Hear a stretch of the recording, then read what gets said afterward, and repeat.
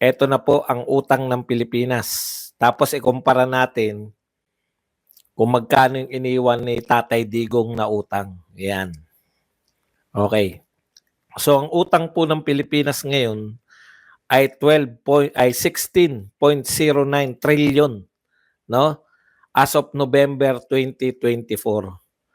So napakalaki na po nito, no? 16. Ito na po ang pinakamalaking pagkakautang ng Pilipinas. Ngayon, ito po, imbes po na alam nyo, nakapokus lahat po ng mga tagapagtanggol ni BBM, hindi po nila kayang ipagtanggol eh. Ang focus po nila, tirahin pa rin lahat. Lahat ng problema ng Pilipinas ngayon, isisilang yan sa mga Duterte. Pandalas po nating sinasabi, minana lang yan eh. Minana lang yan ni Marcos. Actually, ang binabayaran ni Marcos ay utang ni Duterte. Lahat po ng presidente nagbayad ng utang. Si Tatay Digong po, nagbabayad din po siya ng mga naunang nangutang sa kanyang presidente. Pero ito lang pong mga tauhan ni Marcos, ito lang pong mga tagapagtanggol ni Marcos ang nangangatwira ng ganyan. Di ba? Pero para lang po, magkano po ba yung iniwan ni Tatay Digong na utang natin, no? Kasi laging sinisisi si Tatay Digong. Ang iniwan po ni Tatay Digong ay 12.79 trillion. Okay. So magkano po dyan sa 12.79 trillion ang kay Tatay Digong? Hindi naman po sa kanya yan lahat, di ba? So ang nautang po ni Tatay Digong, so ibig sabihin, so far, mahigit 3 trilyon na po ang naidagdag ni Pangulong Marcos. 2 taon at kalahati pa lang, 3 taon na po ang naidadagdag ni Pangulong Marcos. Okay lang sana kung walang nautang at hindi nadagdagan yung utang, pwede niyong ikatwiran na yan naman ay nagbabayad lang si Marcos ng utang ni Duterte. Hindi po eh. Nadagdagan na po ng mahigit 3 trilyon buhat nung umupo si Marcos. Yan, despite na tayo po ay nagbenta ng katakot-takot na ginto, na tayo po ay nag-privatize ng NAIA operation. So, billion-billion din po ang binayad ng San Miguel Corporation. Despite na nagbenta tayo ng mga ari-arian, despite na tayo po ay nag-privatize, no? Despite na kinaltasan natin yung PhilHealth, kinuha natin yung pera ng PhilHealth, ng PDIC, 117 billion, at iba pang mga bangko na meron tayong maharlikapan, despite sa lahat ng pinagkukuhang pera, sa lahat ng mga pag-aari natin, nagkautang pa rin ang Pilipinas ng 3 trilyon. Wala pong malawakang bentahan ng ginto sa buong panahon ni Tatay Digong. Kahit po nung panahon ng pandemya na kailangan natin ng pondo, wala pong malaking bentahan ng ginto. Wala pong kayong naalala na malalaking ari-arian na binenta natin. Yang NAIA po, nagpatakbo po niyan gobyerno mula po sa worst airport, naging top 10 most improved airport nung pinatatakbo yan ni Togade.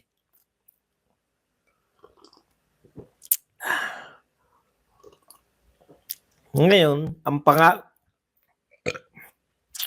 ang pangako pong sa privatization, gaganda yung patakbo sa airport. Wala pa po tayong nakikitang pagbabago. Ang pagbabago lang, lumaki ang mga binabayaran sa NAIA. Yan po ang unang epekto niyan. Hindi po yung pagandahin. Dahil nagbayad yung San Miguel, kinakailangan nilang mabawi yung binayad nila, taas ng mga presyo. Kaya po sa susunod, pag tayo po ay inuuto na naman na mag-privatize, lalo na po yung mga kumikita nating mga ari-arian, imagine niyo, kumikita po yung NAIA, no? ibebenta natin yung operation, sila nakikita. Hindi nyo nalang galingan yung Okay, anyways, ngayon, ang pandalas kong nakikita at nakakabwisit din po talaga. Yung katwiran po nila na ito naman ay minana lang kay Tatay Digong.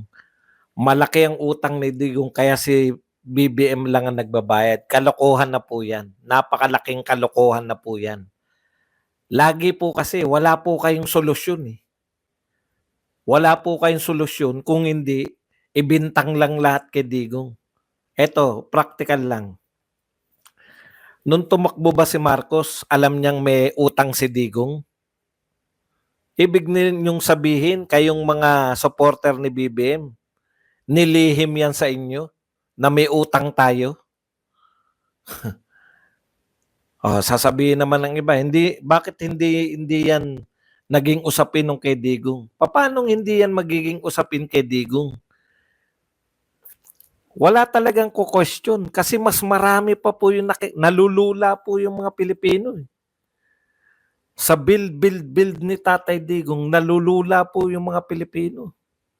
Meski sa panahon ng pandemic na nakakuha po yung mga tao ng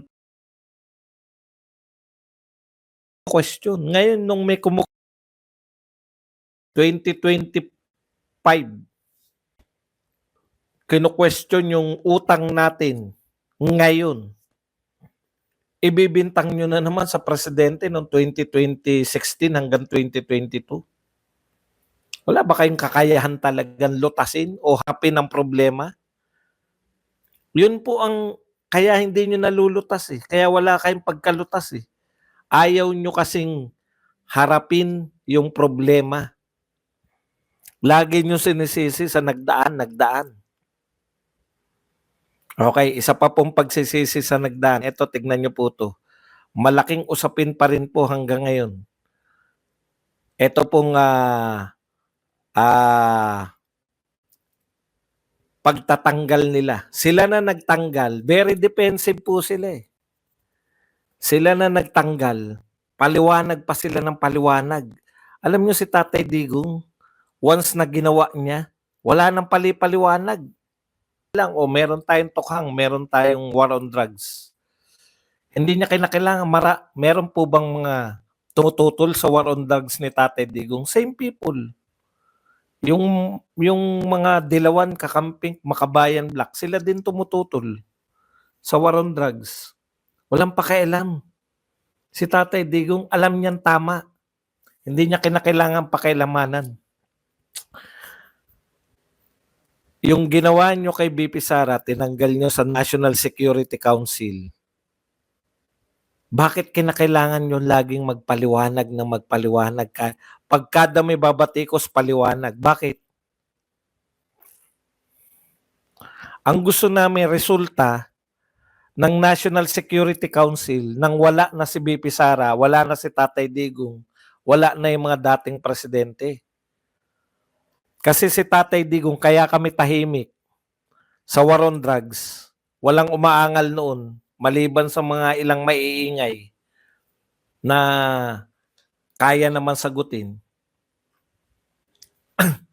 Nakita namin yung resulta ng war on drugs. Ngayon, tinanggal nyo si BP Sara. Nawala na ba tayo ng problema sa security?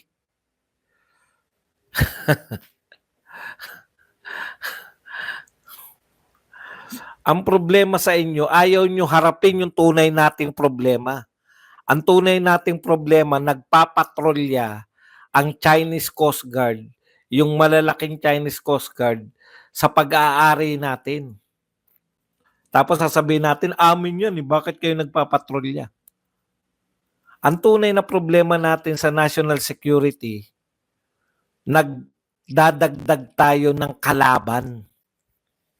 Yung dati na nating kakampi, China, panahon ni Duterte, kakampi natin yung China, walang nagaganap na bombahan ng tubig, wala nagaganap na butasan ng mga bangka. Rubber boats natin hindi binubutas. nakakapangisda yung ating mga mangingisda, hindi po kami nagsabi niyan. Yun pong mga mangingisda mismo. Okay na eh. Okay na tayo, no? Sa pakikipagkaibigan natin sa China. Nag-ano kayo, bigla niyong inaway yung China. Bigla tayo nagmatapang sa Tokis. Tokis lang naman tapang natin eh. Bigla natin tinokis na tinapangan yung China. Ano ngayon nangyayari sa atin? Mayroon tayong problema sa national security. At hindi po Duterte ang punot dulo ng ating problema sa national security. Pero yung paglutas ninyo, tanggalin yan Duterte sa National Security Council. Ano na lutas nun? Di ba? Wala. Problema natin yung China ngayon. Nagpapatrolya sila sa Scarborough Shoal o Panatag Shoal.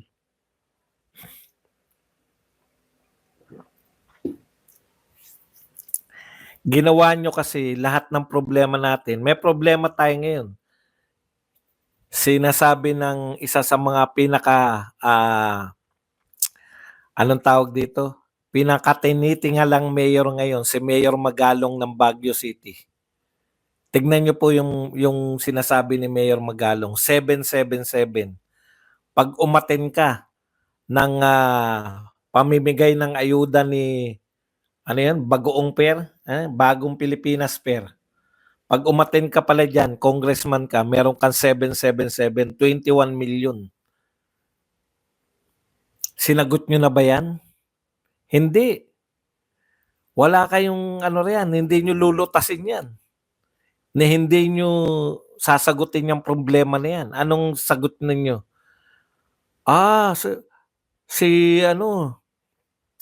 May confidential fund pala mas malaki pala confidential fund ng Davao City ngayong 2023. Puta, panay kayo confidential fund. Wala nang mas malaking confidential fund kaysa Pangulo ng Pilipinas. Binabanatan nyo ba?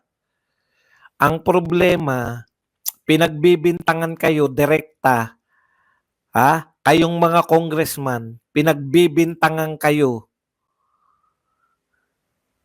ni Mayor Magalong 777. Hindi po vlogger yan si Mayor Magalong. Hindi nyo sinasagot. Ang sagot ninyo, si Baste pala, mana sa ama, mana sa kapatid. Matakaw rin sa confidential fund. Puro kayo takaw ng takaw. Isang congressman, isang atin, 21 million. Yung binibintang nyo kay Sara Duterte, 125 million. Ang tagal-tagal nyo nang binibintang, wala kayong mapatunayan. Yung pala kayo, kada attend nyo, 21 million. Kada attend ninyo. Kung 4 na beses kayong umattend dyan sa mga Bagoong Fair na yan, meron kayong magkano? Mahina ako sa quotation. 84 million. Lintik kayo. Kung problemahin ninyo si VP Sara, ang dami nyo eh. Billion po yun.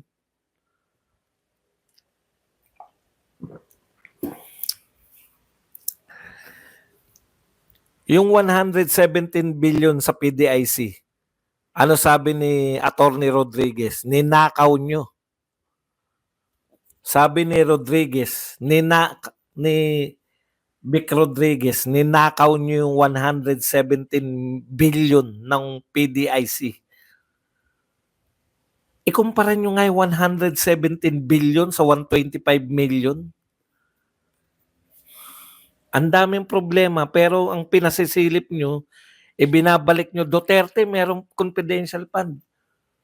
Pinagbintangan kayo magnanakaw eh. Ni Vic Rodriguez, hindi nyo masagot eh. 117 billion ng PDIC sa nyo dinala. Ang layo.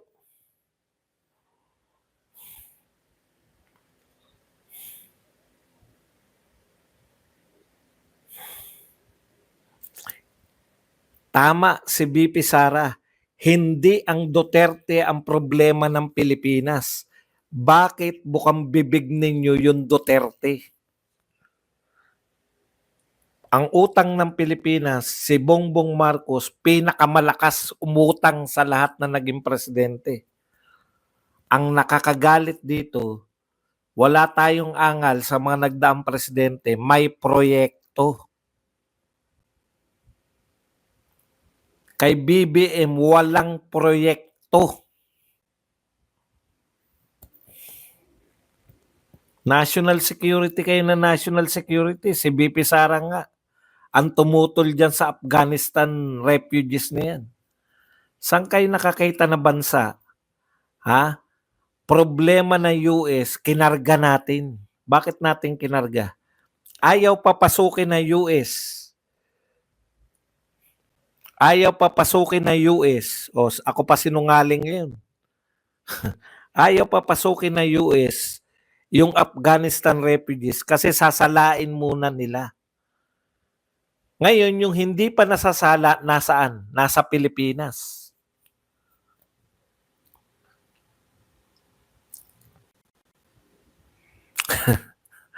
Yung busita kayo ng busita, alam po ninyo, hindi ko po kinakampanya yan. Nangangampanya kayo rito ng mabusita-busita. Hindi ko nga kilala yun.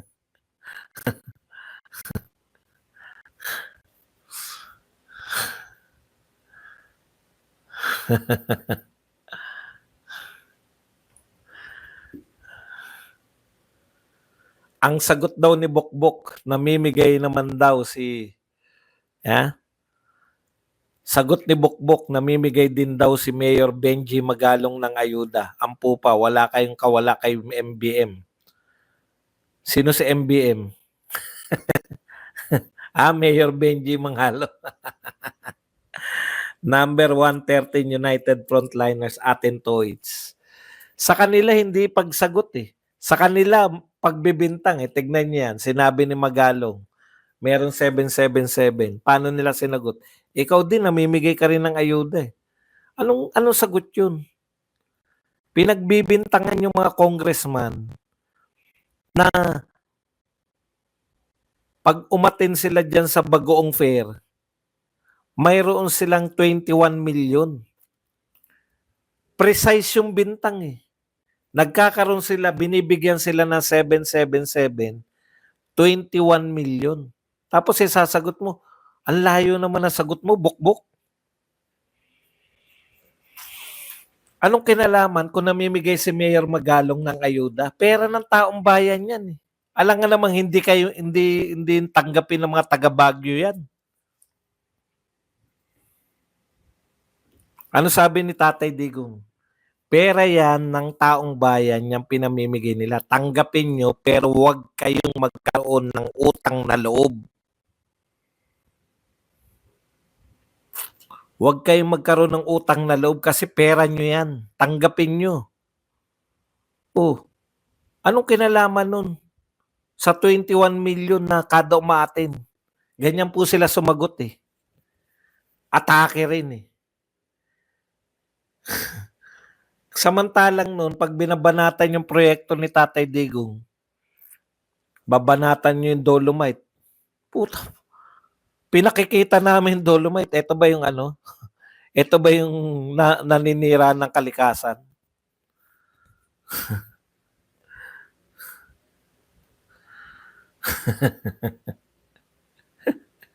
Yung proyekto nyo tanim ngayon, mamaya anihan na.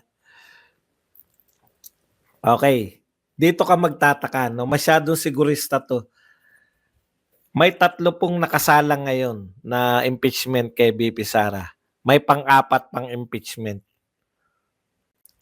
Meron po bang in-sponsoran yung mga young guns? Wala, di ba? Si Chua ba may in-sponsoran? Yung mga sikat po ng mga congressman na kumakalaban kay VP Sara, nag-sponsor ba kayo ng impeachment? Ayan, no? Tumatanggi po yung young guns na sila yung mamumuno sa fourth impeachment. So yung mga nag-e-endorso po, Makabayan Black, si Tabingi, Yung sa Akbayan, yung si Tabingi, nakalimutan ko na pangalan ng congressman na yun. Putya. So ang alam kasi nila, alam ng mga nitong mga young guns na to na wala silang kaso. Ayan no, tinatanggi nila ngayon no, isa-isa po sila. Si Asidre, itong si Alonto, si Rodriguez, Gutierrez, lahat po ng young guns. Pati po si Kunggun. Sabi po nila, hindi sila ang magpa-file ng, hindi sila mag-sponsor ng port. So ano yung ginawa pala ninyo? Nagalit na galit kayo at kayo yung nag-aakusa na may ginawang anomalya sa BP Sara. Hindi nyo kayang panindigan?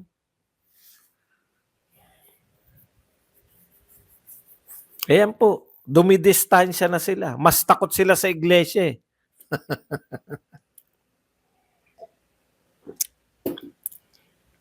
Takot ba kayo sa iglesia? Tuloy na rally na iglesia.